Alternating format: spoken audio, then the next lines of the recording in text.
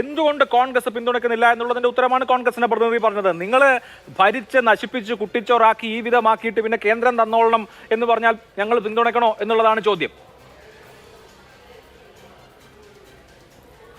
മല്ലികാർജ്ജുന ഖാർഗെയോട് ഇതെല്ലാം പറയുക നല്ലത് കേട്ടോ.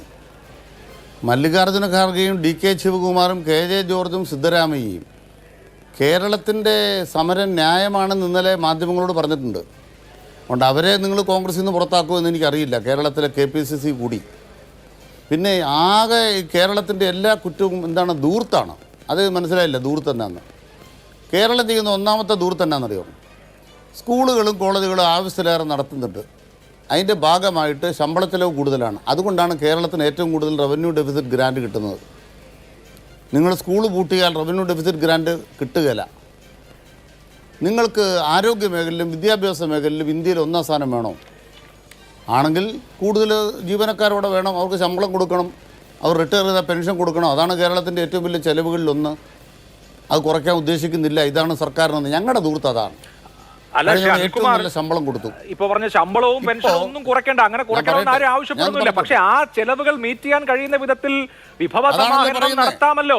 കേരളത്തെ സംബന്ധിച്ച് നികുതി പിരിവ് സംബന്ധിച്ച് വളരെ വിസ്തൃതരായ സാമ്പത്തിക ശാസ്ത്രജ്ഞർ 30,000-40,000 കോടിയുടെ ഗ്യാപ്പുണ്ട് എന്നാണ് ചൂണ്ടിക്കാണിക്കുന്നത്.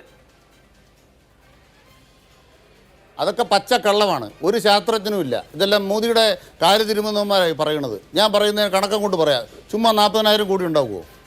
എന്ത് നരേന്ദ്രമോദിയുടെ കാര്യതിരുമാൻ വേണ്ടി ഓരോരുത്തർ വീഡിയോയിൽ ഇറങ്ങിയിരിക്കുക. എന്നിട്ട് എന്തെങ്കിലും അവിടെ നിന്ന് അക്കാപ്പിച്ച് കിട്ടുമെന്ന് എഴുതി നടക്കുകയാണ്. അവരോടല്ല പറയണത്, ഞാൻ സമൂഹത്തോടെ പറയുന്നത്. കേരളത്തിൻ്റെ ദൂരത്ത് എന്താണ്?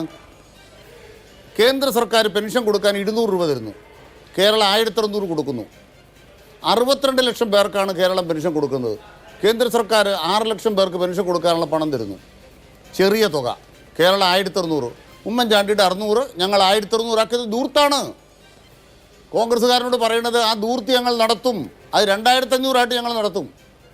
ഇപ്പം നടത്താൻ പറ്റാത്തത് ഈ മോദി തടയുന്നതുകൊണ്ടാണ്. നിങ്ങളിങ്ങനെ മോദിക്ക് കഞ്ഞി വെച്ച് കൊടുക്കുന്നതുകൊണ്ടാണ്. ഇല്ല, ഞങ്ങളെ ദൂർത്ത് നടത്തും. നിങ്ങളൊരു KV തോമസിൻ്റെ കാര്യമോ അല്ല വേറെ ഏതെങ്കിലും വേണു രാജാമേണ്ട എന്തൊക്കെ ന്യായമാണ് പറയണത്? ഞാൻ ചോദിക്കുന്നത്, തെലങ്കാനയിൽ ഇപ്പം നിങ്ങൾ എത്ര ക്യാബിനറ്റ് നിയമിച്ചു? ക്യാബിനറ്റ് മന്ത്രിമാർ കൂടാതെ നിങ്ങളുടെ പാർലമെൻ്ററി പാർട്ടി സെക്രട്ടറിമാരെ ക്യാബിനറ്റ് റാങ്ക് നിയമിച്ചു. സിദ്ധരാമയ്യ എത്ര പേരെ നിയമിച്ചു? അഡ്വൈസർമാരെ എന്നെക്കൊണ്ട് പറയിപ്പിക്കണോ? ഇതൊക്കെ മറ്റ് സംസ്ഥാനങ്ങളിൽ നടക്കുന്നുണ്ട്. ഈ മോദി 4 തവണ കേരളത്തിൽ വന്നിട്ട് പോകും. എത്ര കോടിയാണ് നമുക്ക് നഷ്ടം? നിങ്ങളാരും മോദിയുടെ ഈ യാത്ര കേരളത്തിൽ നഷ്ടം ഉണ്ടാക്കുമെന്ന് പറഞ്ഞ് കേട്ടില്ലല്ലോ. അപ്പോൾ അതൊക്കെ ആകാം അല്ലേ?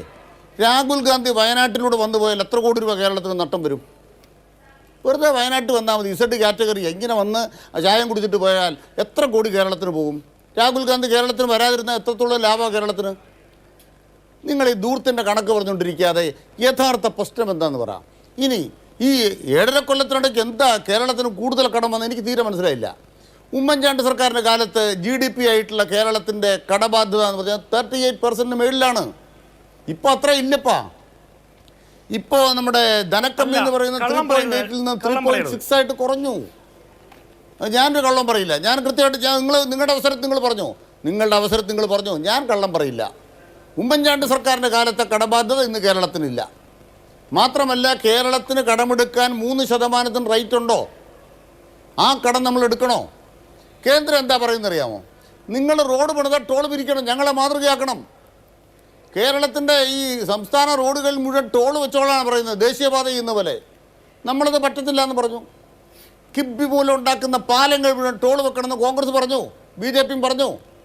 അതാണ് കേരള മോഡൽ. ഞങ്ങളില്ല. ഞാൻ ബഹുമാനപ്പെട്ട കോൺഗ്രസ് പ്രതിനിധിയോട് ചോദിക്കുന്ന ചോദ്യം ഇതാണ്. ഇന്ത്യ രാജ്യത്ത് ഈ കേരളത്തിനകത്ത് ഉമ്മൻചാണ്ടി സർക്കാർ വന്ന ശേഷം കേരളം ഇന്ത്യ രാജ്യത്ത് പുറകിൽ പോയൊരു മേഖല പറയൂ.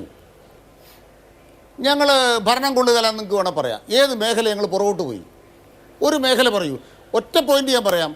നിങ്ങളുടെ ഉമ്മൻചാണ്ടി സർക്കാരിൻ്റെ അവസാനത്തെ ബഡ്ജറ്റ് എത്ര കോടിയാണ്? 80,000 കോടി.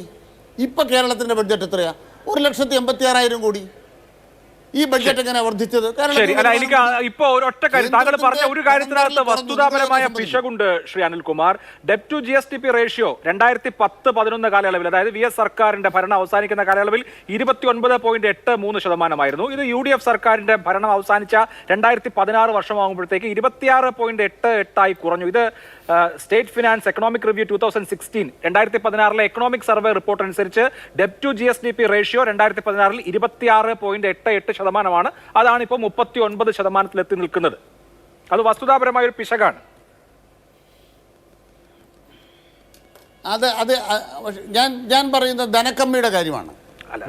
രണ്ടല്ലേ? ഉമ്മൻചാണ്ടി സർക്കാരിന്റെ കാലത്ത് ധനക്കമ്മി എത്ര? അത് ശരിയാ, യു ആർ കറക്റ്റ്. ഞാനത് അംഗീകരിച്ചു. ഉമ്മൻചാണ്ടി സർക്കാരിന്റെ കാലത്ത് ധനക്കമ്മി ഇന്ന് കേരളത്തിൽ LDF സർക്കാരിന്റെ കാലത്തുണ്ടോ? ഇല്ല. കേന്ദ്ര സർക്കാരിന് ധനക്കമ്മി ഇന്ന് കേരളത്തിലുണ്ടോ? ഇല്ല. നമ്മളൊരു കാര്യം സംസാരിക്കുമ്പോൾ ഞങ്ങൾ പ്രകടന പത്രികയിലെ വാഗ്ദാനമെല്ലാം നടപ്പാക്കിയവരാന്നേ. 600-ൽ 5 നടപ്പാക്കിയവരാണ്.